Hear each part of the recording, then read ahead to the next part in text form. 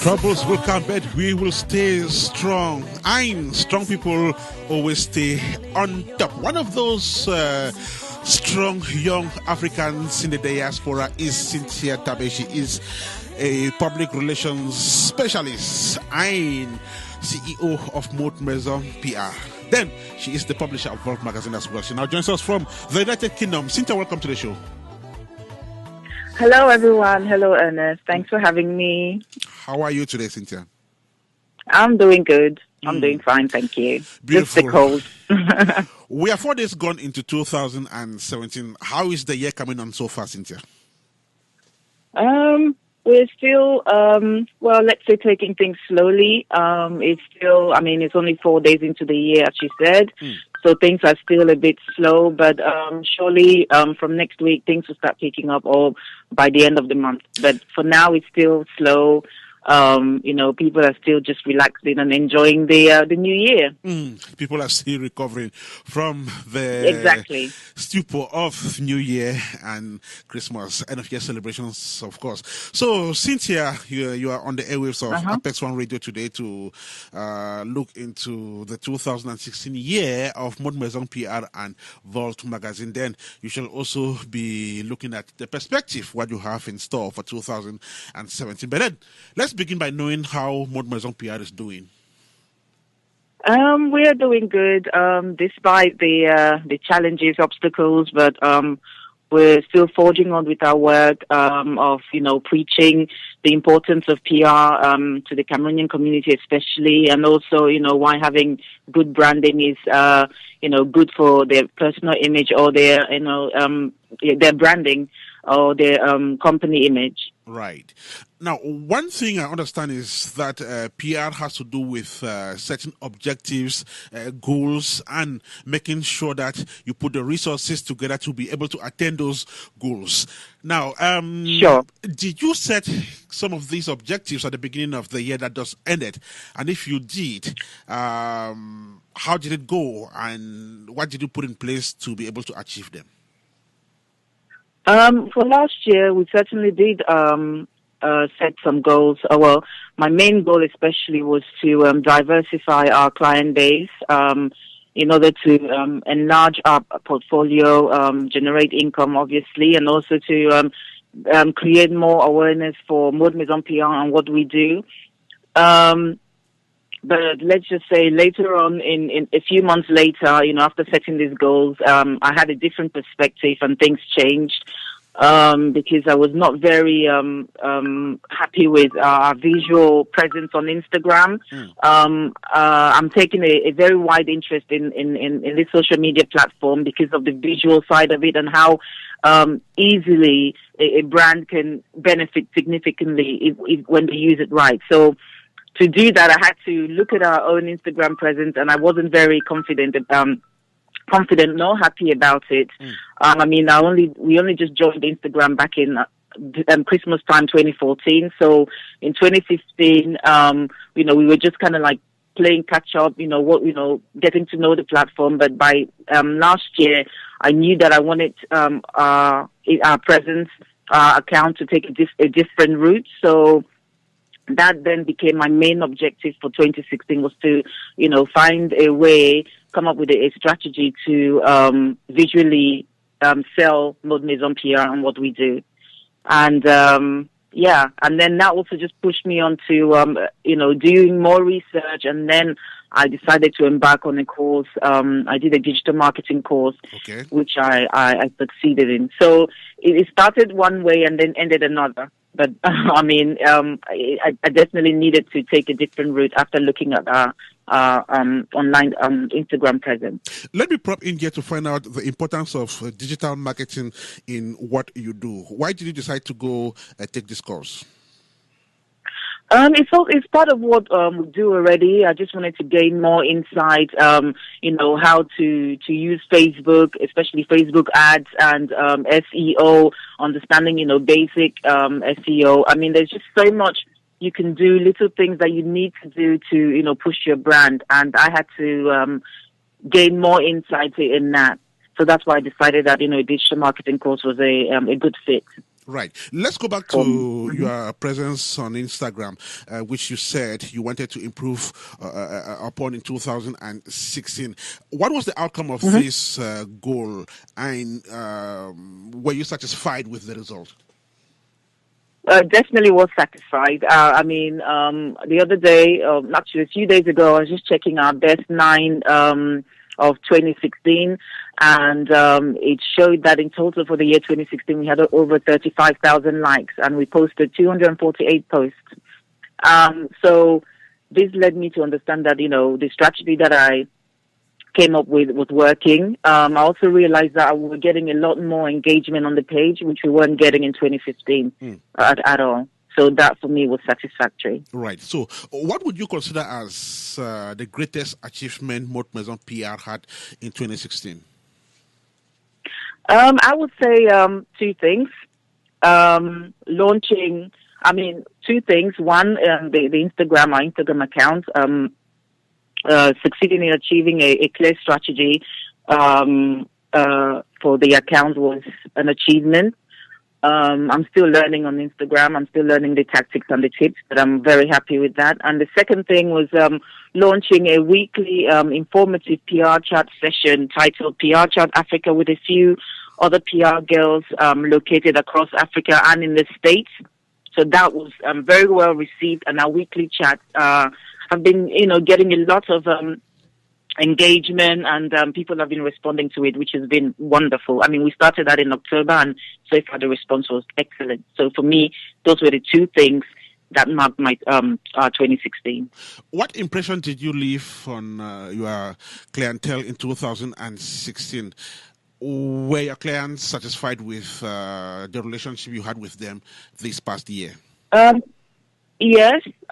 So far our main clients, we have clients that, we come and go in terms of, we short-term clients, we have long-term clients. Our long-term clients are satisfied, they want more of what we are doing.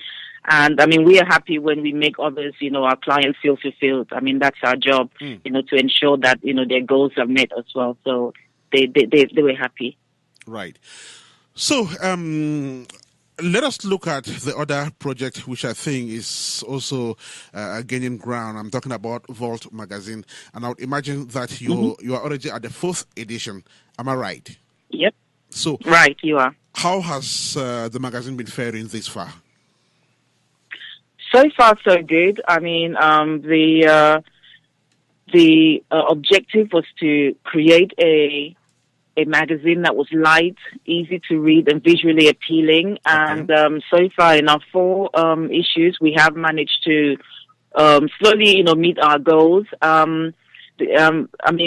So far, so good, I would say. Overall, I'm happy with it. And I'm, and the feedback and the response has also been wonderful. Right. So, could you quickly and summarily present the most recent edition, which I understand was published in the last quarter of 2016?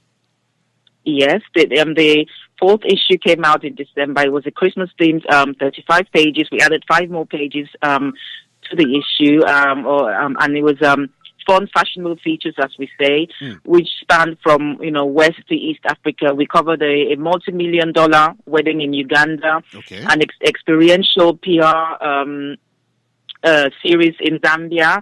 There was also fashion edit, beauty tips, and travel. So it's a lifestyle / fashion, beauty, and some trends. Right. So I see you actually getting into Africa, that is, African countries. How do you intend to valorize this? Do you plan to get deeper into other places in the continent? Sorry, I did not get your question.